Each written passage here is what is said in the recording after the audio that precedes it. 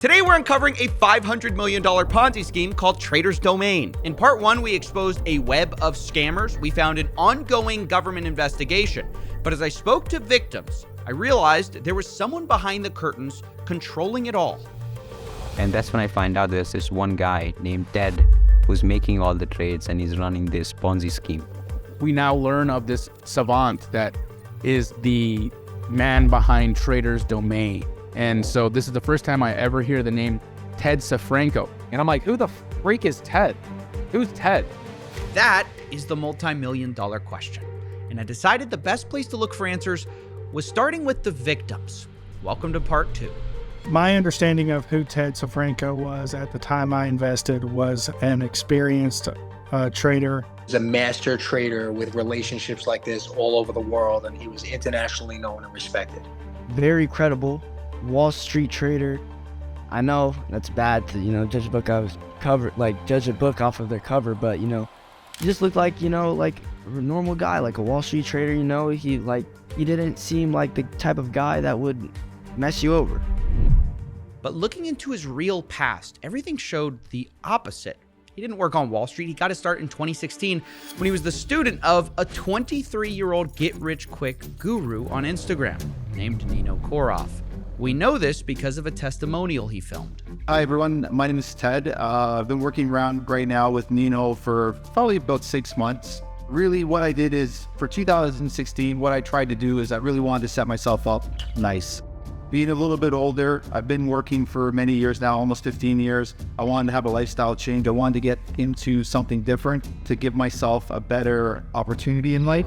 And literally, I went through social media. I found Nino on Instagram. I sort of laughed, actually, because I saw him with his Lambo and all his fun stuff. And me being as old as I am now, maybe 37 years old, 36 years old, I couldn't really fathom how somebody was doing what they were doing at such a young age. Wow. The answer, of course, to Ted's question is that Nino was scamming people with get-rich-quick courses, and Ted soon figured this out. He started his own grift called the Forex Family Course, which eventually led to the launch of his very own Forex brokerage called Trader's Domain. Ted said that it would be non-manipulated, as opposed to most of the scammy brokerages of the time. And with his business partner, David Negus, they opened their doors in 2018. I found this out because I talked to the roommate at the time who witnessed everything. So my name's Jonathan Sameta. I was roommates with David Negus at the start of 2018, pretty much for the whole duration of the year. And I witnessed the inception of Trader's Domain from the beginning. It was basically run out of the spare bedroom of our house. That's right, we have an eyewitness who saw the beginning of this. And what he told me is that Trader's Domain was originally selling themselves as one of the good guys. Forex has a lot of shysterness in the industry. I'm sure a lot of people are aware of that.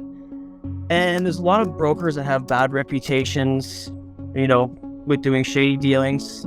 Ted and Dave started this operation under the premise of the good guy and honesty and being for the little guy sort of thing, someone you could trust, which everybody bought. Ted did have a good reputation in the community. The way they did this was they described themselves as an A-book brokerage, which I didn't really understand at the time, but basically means they were one of the legitimate ones. Can you just explain really briefly what the difference between A-book and B-book are? So A-book, your orders are direct to the market, and B-book, basically the broker takes the opposite side of your trade. So when you lose money, they win. Because most traders lose, so a lot of brokerages go B-book because they make money off the trader. Your orders aren't actually going to the market. It's just the broker basically shamming you.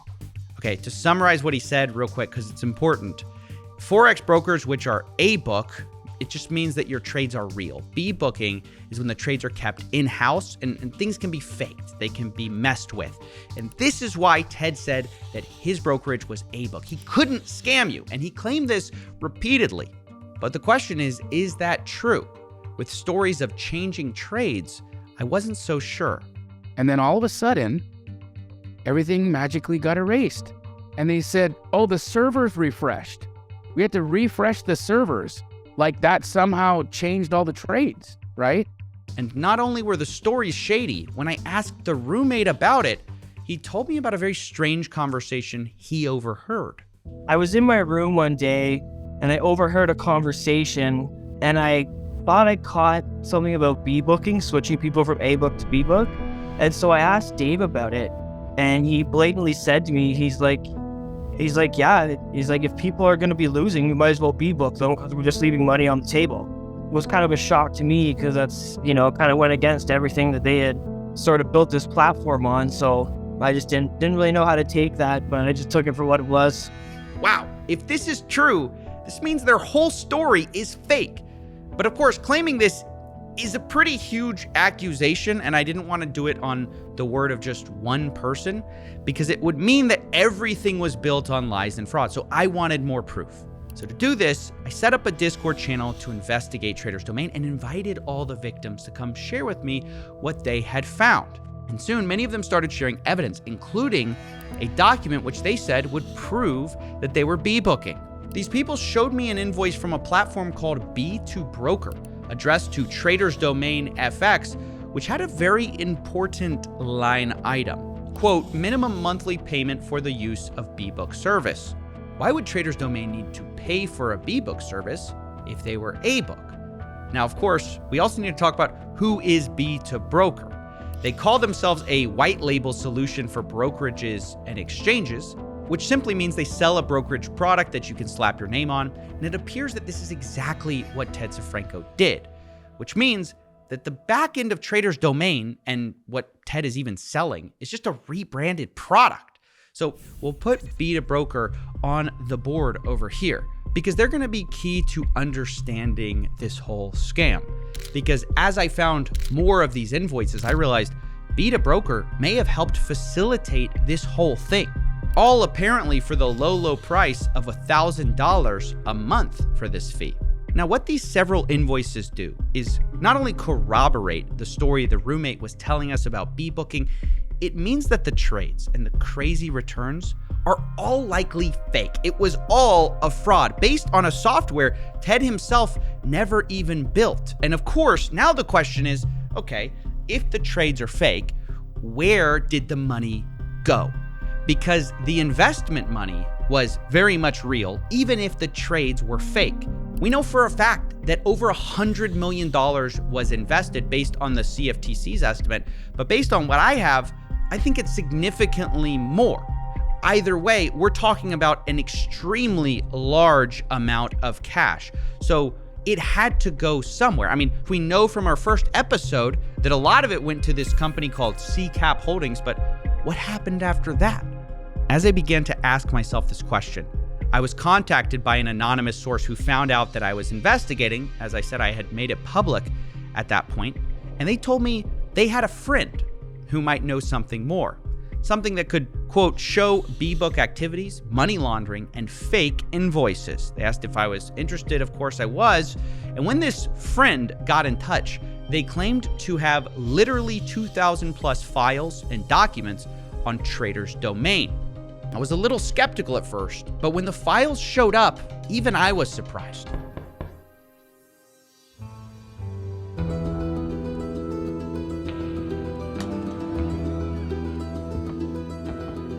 It took me weeks to go through all the documents, but eventually, a pattern started to emerge.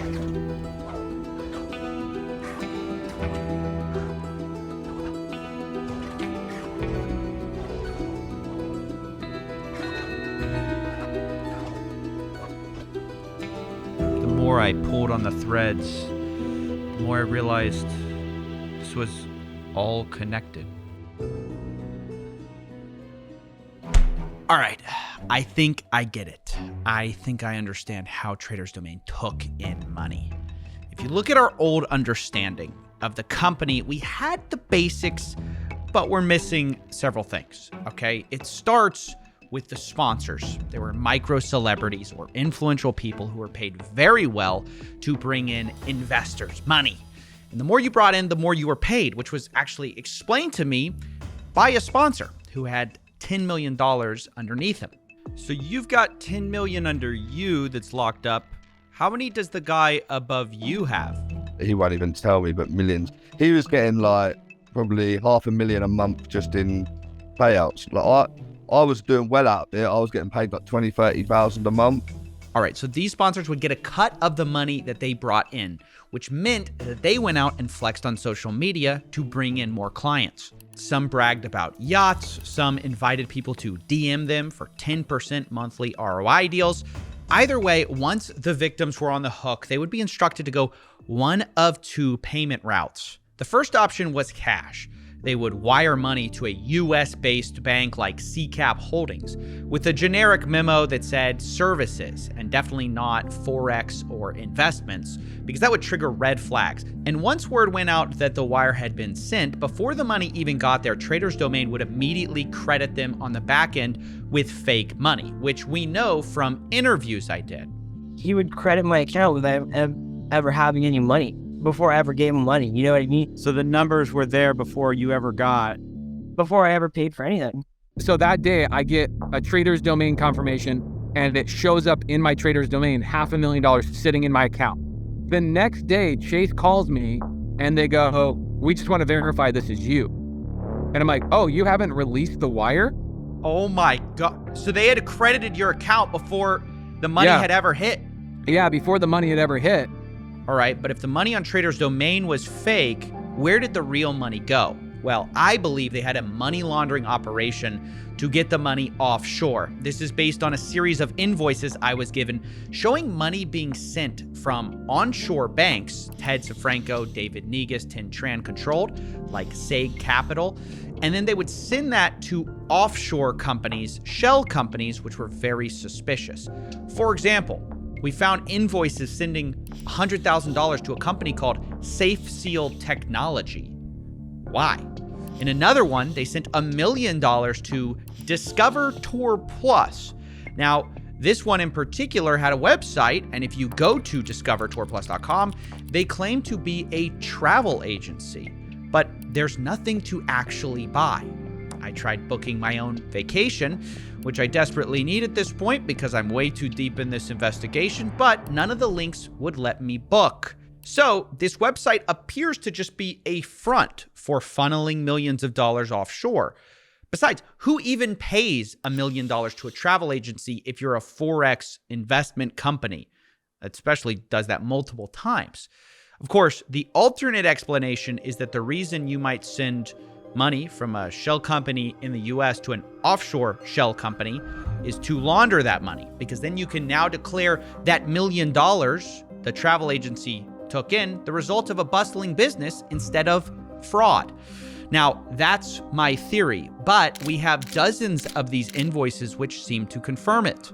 And you might expect that this was the main way Trader's Domain moved large chunks of cash, but you'd be wrong. Because in 2023, laundering money through banks is like communicating with smoke signals instead of text messages. No, the real way to launder money has changed. Today, it's crypto. So this brings us to option 2 of how to move money. Crypto is the main way Trader's Domain moved money. It was perfect for them, and it was the main way they circumvented regulation. Recall at the beginning of this show, I told you that offshore companies couldn't solicit US investors. But Trader's Domain told people that up front. They said, quote, Trader's Domain does not solicit US clients. However, they would claim underneath that, quote, just a note, we have crypto accounts available, which is sort of like saying, hey, we don't let in US clients through the front door, but just a note, we have a back door. Because when you went to their website to sign up, I kid you not, as country of origin, you could select your country as the country of crypto, which, unsurprisingly, some people actually did. One of the early things that felt weird to me is that you couldn't register as a U.S. citizen on his website. It was crypto. You had to go in as a crypto user. I can still show you on my account where I'm listed as a crypto user and not a U.S. citizen. That is clearly illegal. But the reason it matters is not that they circumvented regulation. People do that all the time. It's the scale this was all happening on. This wasn't a few dollars. This is hundreds of millions. I mean, a single one of their payment processors in crypto, complained in a recent lawsuit that the founder believed that, quote, the trader's domain is clearly a Ponzi scheme. They have moved over $50 million in cryptocurrency and US currency directly to the trader's domain systems. Not only that, a different payment processor also had their transaction data with trader's domain leaked to us. And with the help of a blockchain intelligence company called Crystal Blockchain, we traced even more money that had come in. According to them, roughly 450 million went into trader's domain. And that combined with the 50 million from that other crypto payment processor is where we arrived to our $500 million estimate. Now, bear in mind, this is just crypto. This is not talking about fiat here. And this is real money that went in, not fake Ponzi gains. And at this point in the investigation, I'm feeling pretty confident. We have two really big things. The first is that the scale of this thing is huge, probably bigger than even the government believes it is. But I also feel extremely confident we have proof of fraud. And the only thing left to do is confront the man behind it all, Ted Safranko. And this is also the thing that I've been putting off doing the whole time, to be honest, because the entire investigation, as I spoke to people, I was warned not to reach out because Ted was well known for going after anyone who went after his brokerage. He allegedly said things like, quote, you want to come after my brokerage, you have a death wish in messages, and I am going to put a bounty on your head. There were a lot more of these, and of course, he also famously threatened people on video. I'd take a flight to the UK right now and just fucking show up and curb stomp their heads. Yeah, I get arrested. So what? I win because they're dead. So yeah, the guy is kind of a psycho. So I was very nervous about doing this. And so I decided to go to the bar and get me a little bit of liquid courage. Come on, Coffee. You've been sitting here for 2 hours. Are you going to do it or not? Give me this one more shot, okay? And then I'll do it.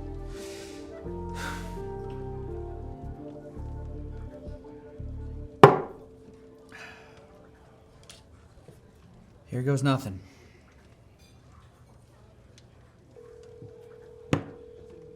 Come on, Ted. I bet you he's not even gonna answer. Answer come on. Your call has been forwarded to an automatic voice message system. Please record your message. I knew it. That settles that. You want another drink? I guess so. You humans are such odd creatures. You were nervous about calling, yet you seem upset he didn't answer? I was concerned. But once I was committed, I don't know, it just feels a little anticlimactic, I guess. Maybe it's for the best. Not everything has a Hollywood ending. You do the best you can, and sometimes you have to enjoy a consolation prize. What's that? How about a drink with a friend? Wait, I thought you couldn't drink. Take the shot, Coffee. All right. I've been watching you hide. I just close my eyes. I've known for a while. My dear, if you keep pulling that thread,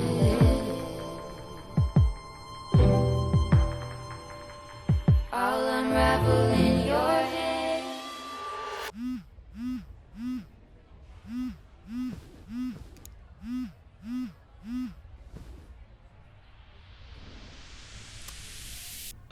Hello?